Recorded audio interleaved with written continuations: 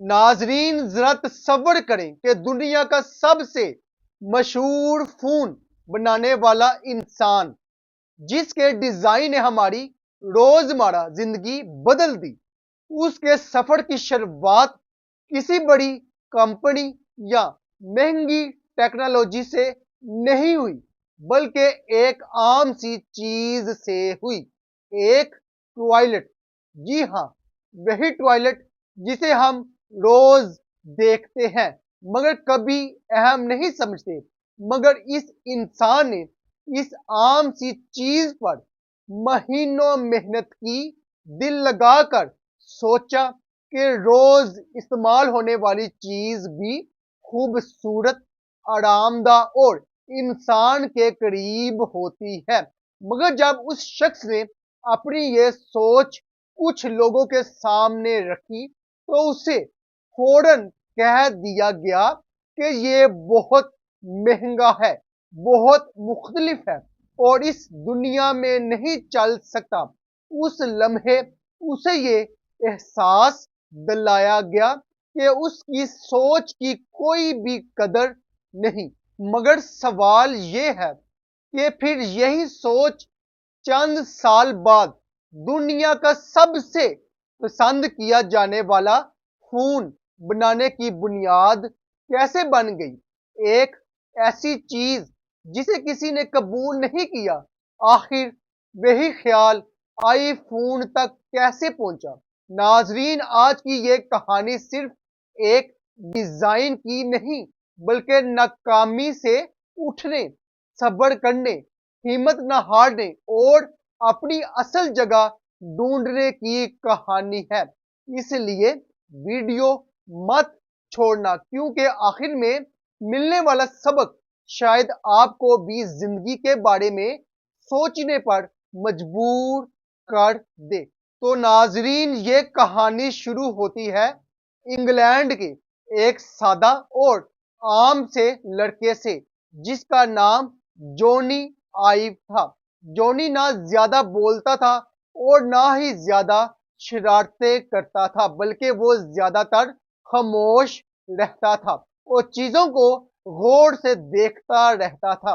जब दूसरे बच्चे खेल कूद में मसरूफ होते तो जॉनी किसी कुर्सी, किसी खिलौने, किसी दरवाजे या किसी बटन को देखकर सोचता था कि ये चीज बनी कैसे है, इसकी शक्ल ऐसी क्यों रखी गई है, इसे हाथ लगाने पर ऐसा एहसास क्यों आता है और क्या इस चीज को मजीद अच्छा, मजीद आसान और मजीद खूबसूरत बनाया जा सकता है।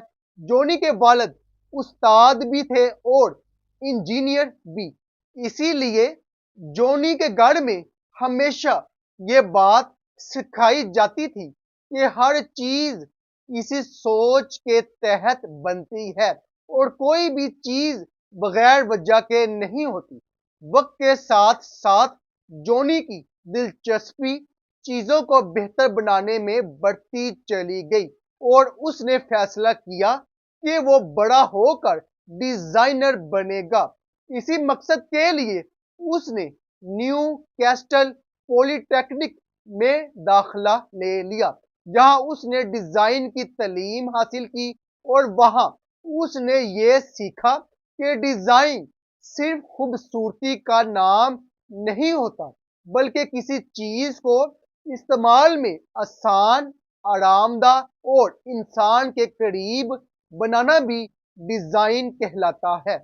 तालीम मुकम्मल करने के बाद जॉनी आइव लंदन चला गया और वहां उसने एक छोटी मगर अच्छी शोहरत रखने वाली डिजाइन कंपनी टैंजरीन में काम शुरू किया। उस कंपनी में जॉनी को कोई शहाना या महंगी चीजें डिजाइन करने को नहीं मिलती थी, बल्कि वो टूथ ब्रश, माइक्रोवेव, रेडियो और आम घरेलू चीजों पर काम करता था। अगरचा ये चीजें आम थी मगर जॉनी आइव इन्हें बहुत अहम समझता था, क्योंकि उसका मानना था कि जो चीजें हम रोज इस्तेमाल करते हैं वही हमारी जिंदगी पर سب سے زیادہ اثر ڈالتی ہے، اسی لیے وہ ایک عام ٹوتھ برش کو بھی پورے دل سے ڈیزائن کرتا تھا۔ اسی کمپنی ٹینجرین کا ایک بہت بڑا کلائنٹ آئیڈیل اسٹینڈرڈ نام کی ایک کمپنی تھی جو باتھ روم کی چیزیں بناتی تھی، جیسے کہ ٹوائلٹ اور واش بیسن۔ ایک دن آئیڈیل اسٹینڈرڈ نے ٹینجرین کو کہا کہ وہ ان کے لیے پورا باتھ روم نیا بنا کر دے، یعنی نیا ٹوائلٹ، نیا واش بیسن اور باقی سامان بھی، جو جونی آئیو کے لیے بہت بڑا موقع تھا، کیونکہ اب وہ اپنی سوچ کو بڑے پیمانے پر دکھا سکتا تھا۔ جونی نے اس کام کو صرف ایک نوکری نہیں سمجھا، بلکہ اسے اپنا خواب بنا لیا۔ اس نے سوچا کہ آخر باتھ روم کی چیزیں ہمیشہ سخت، بدصورت اور مشینوں جیسی کیوں ہوتی ہے؟ کیوں نہ ٹوائلٹ اور واش بیسن بھی خوبصورت ہو؟ کیوں نہ انہیں دیکھ کر اچھا محسوس ہو؟ اسی لیے جونی آئیو نے خاص طور پر واش بیسن پر زیادہ محنت کی اور ایسا بیسن بنایا جو موٹے کناروں والا، نرم شکل کا اور دیکھنے میں کسی فرنیچر جیسا لگتا تھا۔ جونی چاہتا تھا کہ جب کوئی انسان اس بیسن کے قریب آئے تو اسے سکون ملے اور اچھا لگے، لیکن مسئلہ یہ تھا کہ یہ ڈیزائن عام ٹوائلٹس کے مقابلے میں بہت زیادہ مہنگا تھا، کیونکہ اس میں خاص مٹیریل اور خاص طریقے استعمال کیے گئے تھے۔ پھر وہ دن آیا جب جونی آئیو بارش میں گاڑی چلا کر ہل نامی شہر پہنچا تاکہ آئیڈیل اسٹینڈرڈ کے بڑے افسروں کو اپنا ڈیزائن دکھا سکے۔ اتفاق سے وہ دن B B C comic relief red nose day تھا، جس دن لوگ مذاق کے لیے سرخ ناک پہنتے ہیں۔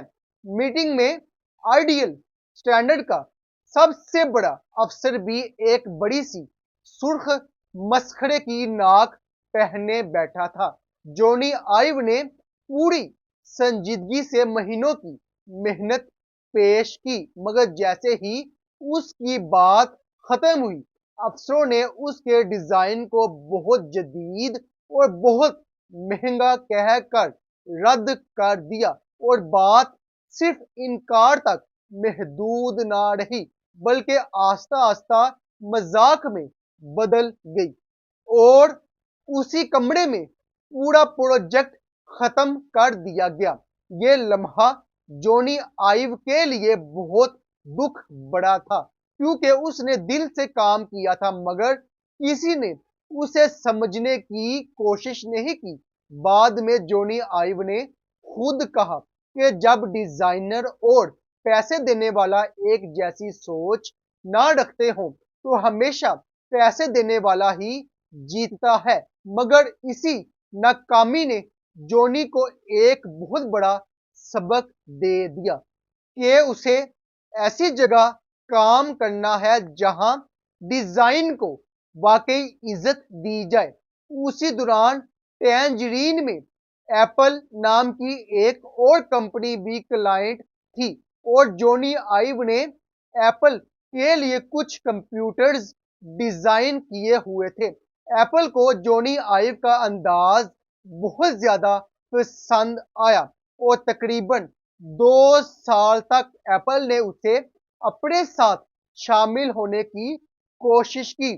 آخر کار 1992 میں جونی آئیو امریکہ چلا گیا اور ایپل میں کام شروع کیا، جہاں اس کی ملاقات اسٹیو جابز سے ہوئی۔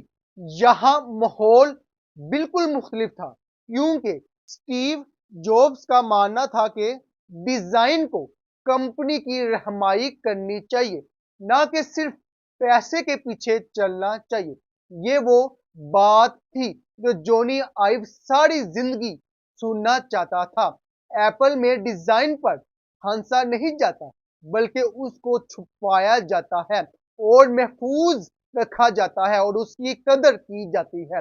وہی سوچ جو آئیڈیل سٹینڈرڈ کے لیے بہت مہنگی اور خطرناک تھی، وہی سوچ جو بعد میں iMac, iPod, iPhone اور میک بک کی شکل میں پوری دنیا کے سامنے آئی۔ جونی آئیو کے ڈیزائن کبھی سستے نہیں تھے، مگر وہ سادہ، خوبصورت اور انسان کی زندگی کو آسان بنانے والے تھے۔ حل شہر میں ہونے والی تضحیک کے بعد جونی آئیو نے ایپل میں بند دروازوں کے پیچھے کام کرنے کی روایت بنائی تاکہ کوئی غیر ضروری بات یا مذاق تخلیق کو نقصان نہ پہنچائے۔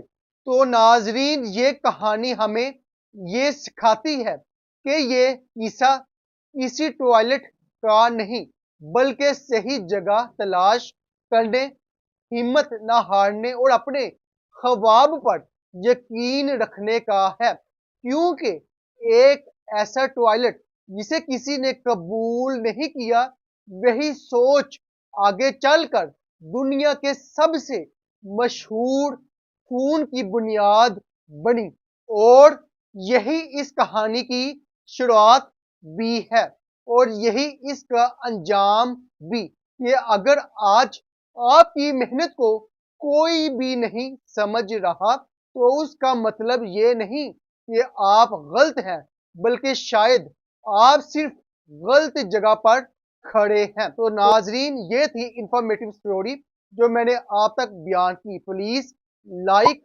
سبسکرائب اور بیل آئیکن کو کلک کر دیجئے تاکہ میری ہر انفارمیٹیو ویڈیو آپ تک آسانی کے ساتھ اور ٹائملی پہنچ سکے۔ تو اب کے لیے اتنا ہی۔ فیضان احمد کو اجازت دیجیے، انشاءاللہ نیکسٹ کوئی نیو انفارمیٹیو ویڈیو کے ساتھ دوبارہ ملیں گے۔ اللہ حافظ۔